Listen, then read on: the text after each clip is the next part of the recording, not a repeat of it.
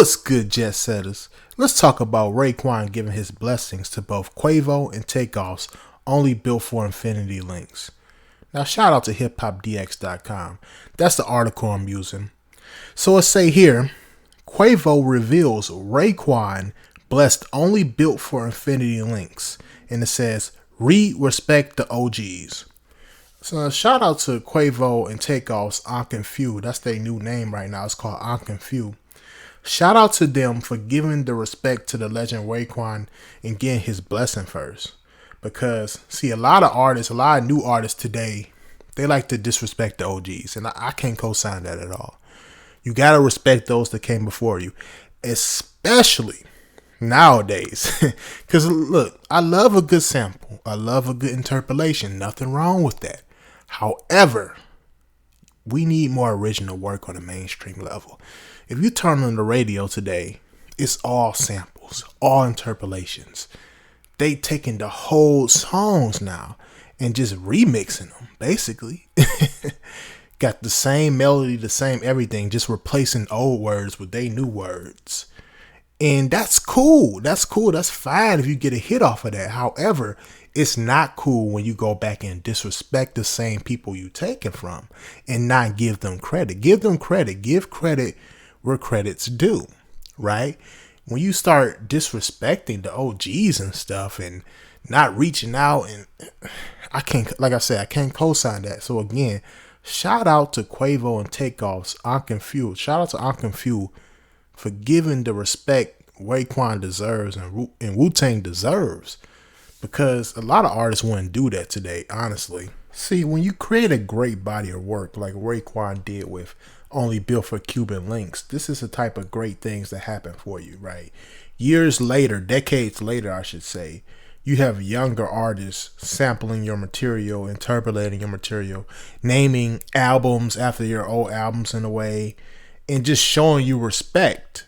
All that came from just working on your craft and just honing in on your skill, right? So that's a message I want to send to all y'all out there, especially my independent artists.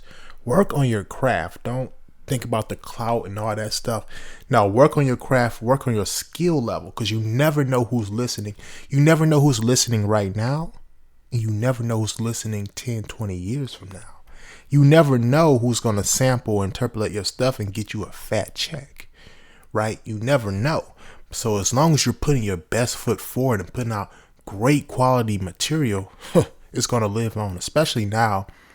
Man, we about to hit the metaverse. We got all NFTs. We got Spotify, Apple Music, Tidal, all these streaming platforms.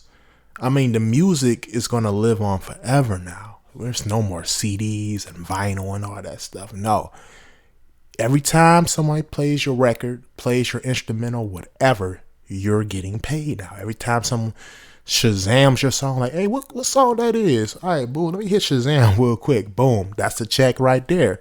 Every time, right? So again, work on your craft, work on your skill.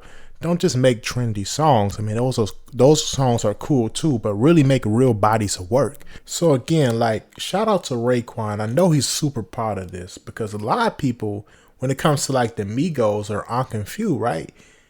They're from the South, so a lot of people wouldn't expect them to even really know about only Built For Cuban Linx. They probably just think, oh, they just listen to music from the South, right? Nah, they listen to a little bit of everything. Like they said, they respect the OGs. And that goes back to the original point I just made. You never know who's listening to your material. Somebody in Japan could be listening to your material. Somebody in, I don't even know, Norway somewhere could be listening to your material. And they could become a big star one day. You're like, whoa, right? It's not just your area. It's not just your geographical area, right? It's all over, especially today. See, Raekwon made that album, back in the 90s? So imagine today with all the, like I said, with all the platforms we got, man, you never know who's listening to your music. Now, this is what Quavo had to say about the whole situation. He said, we most definitely hollered at Raekwon. It was all love. We gave him respect. We told him it would be an honor, and we are dropping the album called Only Built For Infinity Linx, and it's inspired by y'all. Now, he also said, So we just wanted to let you know we respect the OGs, and we most definitely love Wu-Tang and got respect for Wu-Tang. But right now, this is what it's about. He also said the project will be the greatest album of all time. Wow. So shout out to Quavo and Takeoff. Seriously. The greatest album of all time. I'm hyped to listen to this. Y'all tell me in the comment section what y'all think about this album, or what y'all think this album about to do. Let me name some of the features that's going to be on the album. They got some star-studded features, but let me see what they got. They got Young Thug and Gunna. Wow. NBA Youngboy, Gucci Mane, Birdman, Mustard, and Summer Walker. Woo. Yeah, this is going to be a hot one. This is going to be a hot album. For real, this is going to be a hot album. So again, tell me what y'all think in the comment section. Y'all tell me what kind of numbers y'all think this going to do. I think this is going to hit number one for sure. And I'm happy about it. You know what? Because they deserve that. After giving respect to the OGs, giving respect to Raekwon and Wu-Tang and doing things the right way, that's good karma. See, this is good karma in the business. You do things the right way and you get rewarded. And I think they're about to get a big prize with this album right here. Just looking at the features. Now, a lot of y'all might not know about the group Ankh and Few, which is really Takeoff and Quavo. A lot of y'all know the Migos. Y'all know all three of them. Y'all know Quavo, Takeoff, and Offset, right? Now, so this has been a little bit, not an issue, but like they kind of like split apart, right? So a lot of people are speculating what's going on. Now, this is what Quavo had to say, right? He says, it was all about Migos, Migos, Migos. The three of us. I feel like every group member has to establish themselves, their own body of work. If not, you start losing members. That's very well said. And I wanted to touch on this and give y'all some gems about things I've learned about how the music business works when it comes to groups. Now, I learned a lot of this stuff in the book, All You Need to Know About the Music Business by Donald Passman. Make sure you go get this book. This book tells you just about everything there is to know in the music business, honestly. Now, one of the things I've learned about groups is, like Quavo said, right, and this connects to what he's saying in a very important way, monetarily, right? Sometimes, and I'm not saying this is their situation. I'm not speaking on their contract. I don't know their business. However, I'll just say it like this. A lot of times when what these labels do, they'll sign a group as one person. Let me say that again. They'll sign a group as one person. So let's say they advance $10,000, $20,000. If it's 5 of you in a group, you got to split that 10, 20,000. Right? We've heard the horror stories. They're not paying each person as an individual in the group. So financially, that can be a big hit. Then you got the managers and this person and that person. So I totally agree with what Quavo was saying about certain group members being able to step out and get their bag, for sure.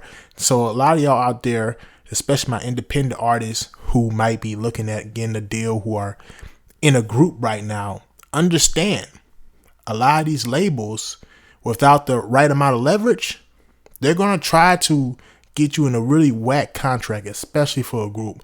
They're going to try to pay all you guys one lump sum of cash to split amongst all of you and not treat you all as individuals. And I just think that's wacky. I think you should definitely try to renegotiate your contract.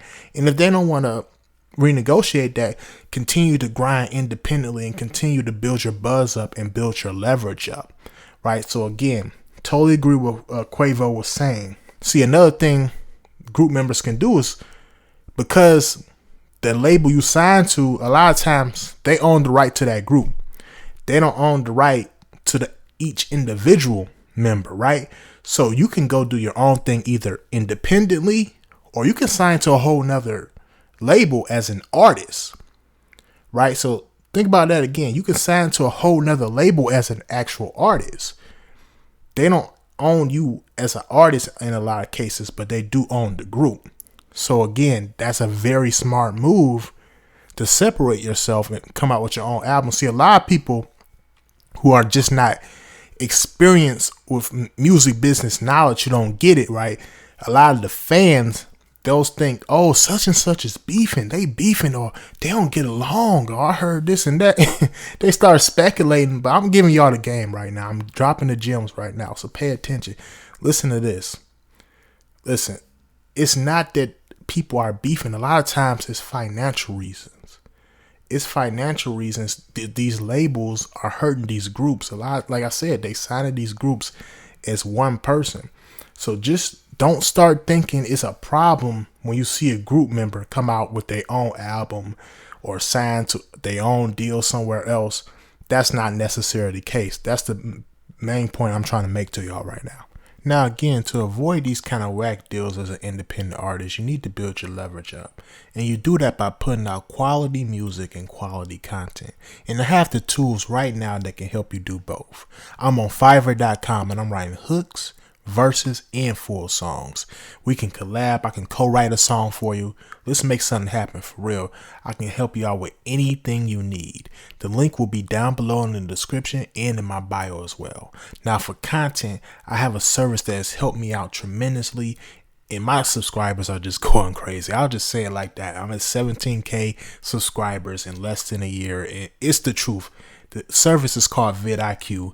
They'll help you get your tags right, your titles right, and they'll help your videos like really start popping. Before I start using them, my videos wasn't really popping like that. I start using vidIQ, and man, I got millions of views now, especially on shorts. And they're starting to monetize those shorts now, y'all. In a minute, YouTube said in 2023, you're going to be able to get paid from shorts as well as long form content. So really, if you're a musician, that's a win-win, because now you can start flooding content or putting your music in the content, right? That get your music out there and you get double the check. You get the streaming check. You get the ad revenue check. I mean, it's crazy. You put them in the shorts. So it's a whole economy going on right now, but you don't want to miss out on it. So make sure you get your content right. Make sure you're putting out quality content. Like I said, vidIQ is the service for that. The link will be down below in the description and in my bio as well. That's all I really wanted to leave y'all with today. All right, peace.